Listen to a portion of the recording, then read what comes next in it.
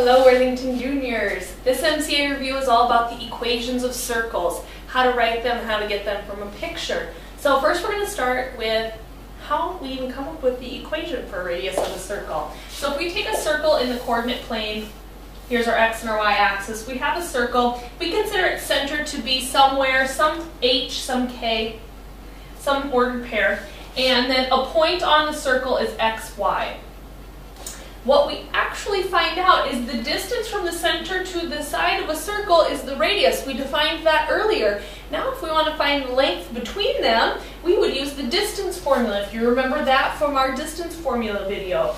So distance formula is the square root of x2 minus x1 squared plus y2 minus y1 squared. So we plug in our ideas of x1 versus, x2 versus x1, x minus h, and then our y's, y2 minus y1, y minus k squared. All we're doing is plugging those in. And that equals r. So actually if we square both sides, we find that the radius squared equals x minus h squared plus y minus k squared. And what's special here is that h and k is where the center of the circle is. And that's actually all there is to the formula for a circle. So let's look at it one more time. The equation of a circle with center HK is defined to be r squared equaling the quantity x minus h squared plus the quantity y minus k squared. That's all there is to it. That's the formula I'm going to be using today in order to write equations for circles. First, let's actually look at some equations of the circle. In these examples, what they want you to do is to identify where is the center of the circle and what would the radius of the circle be. So, if we come up here, here's our formula. If you don't know it yet, let's keep it looking at it. It's generally in the form r squared equals x minus h squared plus y minus k squared. Notice it's always minus h and minus k. And another way to think about it, which I always find the most helpful, is to think of it as the opposite of h and the opposite of k. Remember, our center will be at simply hk, not negative h. We're going to be looking at the opposite of what's in the parentheses. So, let's go back. R squared. This simply says 16. What number squared would give us 16? Well, that would be 4, which means our radius is actually 4.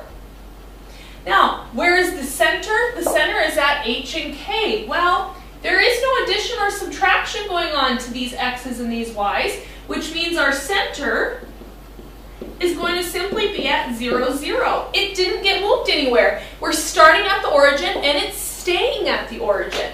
Now, let's look at the next one. We have r squared. Well, what number squared gives you 10? That one's not so nice. So we know r squared equals 10. So if I want to simply find r, I'm going to have to square root both sides. So r is actually the square root of 10. Not a nice pretty whole number, but the square root of 10. Not 10, but the square root of 10. We need to remember that. So the radius here is the square root of 10. Okay, how about the center? Remember, our center is at h and k, so we have to be thinking the opposite of what's in the parentheses. So this one says negative 5. So the x value of our center is actually at positive 5. And the y value, again, opposite of k, k is actually going to be negative 2. So our center is at positive 5, negative 2. So this one has a radius of root 10 and a center of 5, negative 2. Let's try one more. This one, everything's kind of flipped. But you know what? That's okay. We just have to realize this is x squared and y squared equals, this is going to be our r squared. Okay, let's change it up a bit. Let's find the center first. What number is being added or subtracted to x? The answer is 0. Nothing's going on there. So our center is going to start at 0. The x value is going to be 0, but the y value is actually going to be positive 8. Remember, it's minus k. We've got to be thinking opposites. So it's actually going to be at positive 8. Okay, and our r is not 121. R squared equals 121, and therefore the radius is actually the square root of 121, which is 11. So So in this case, we had a radius of 11 and a center at 0, 8. Okay, now that was taking already written for us equations and pulling out the information, deciding where is the center and what is the radius. Let's try the other way around. What if I give you information and ask you to write an equation of a line? Let's see how that would turn out.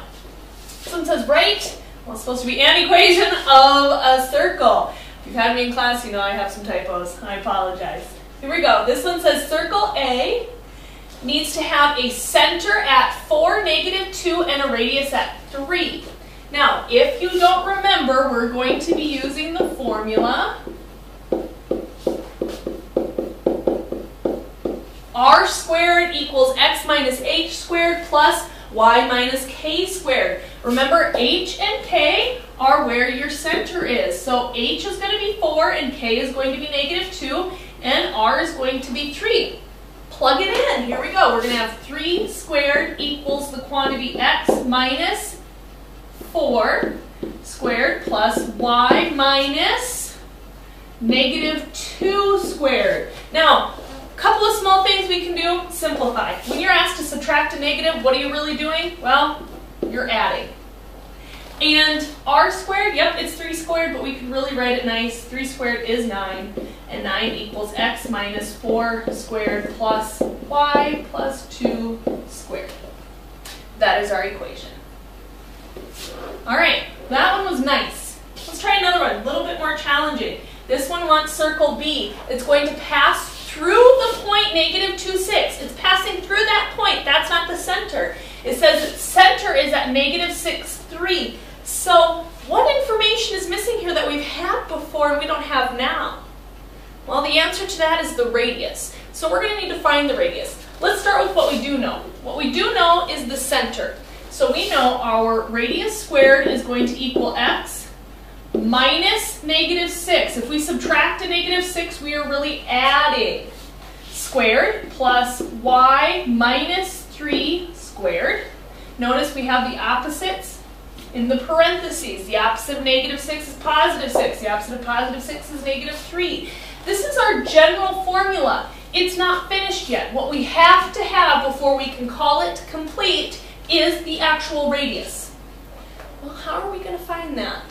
And that's when this other information comes in, this other point. What I'm going to do is plug this in for x and this in for y so that we can find what the radius is. So let's plug that in. We're going to have r squared equals -2 plus 6 squared plus 6 minus 3 squared. So what I've done is plug -2 in for x and 6 in for y. So we have r squared equals +4 squared plus +3 squared. So r squared equals 16 plus 9. R squared equals 25. So r equals, if we square root both sides, r is 5. We now have our other information that we can plug in. We need to plug that in for r. So we're going to plug in 5 for r, and we are going to have 5 squared equals x plus 6 squared plus y minus 3 squared, and that is our equation. Only other thing you could have done is realize 5 squared is 25. And we now have our completed equation. Okay, last one. Can you write an equation of a circle from a picture? What you need to do is decide, where is the center of the circle? Well, by just looking at it, it looks like it's here. How would you know for sure? Check the radius. Check your horizontal and vertical lines and see if the length of the radius is the same. So if I look from the center to this side, this length is 2. 2, 2, and 2. Notice our radius is the same, so I did find a center because it was equidistant. And when you find that equidistant center, that's a good thing because two things happen. I found the center, which I should be able to find the point of, and I found that equidistance, what the distance actually was, which happened to be 2. So the length from here to the side was 2, so I already know that the radius is 2. I'm taking the picture and finding the information. And if we start at our origin, if I go right 1 and down 2, that's the actual point 1, -2. to go right 1 and down 2. That's the center of the circle. So by just looking at our picture, I should be able to identify where is the center and what is its radius.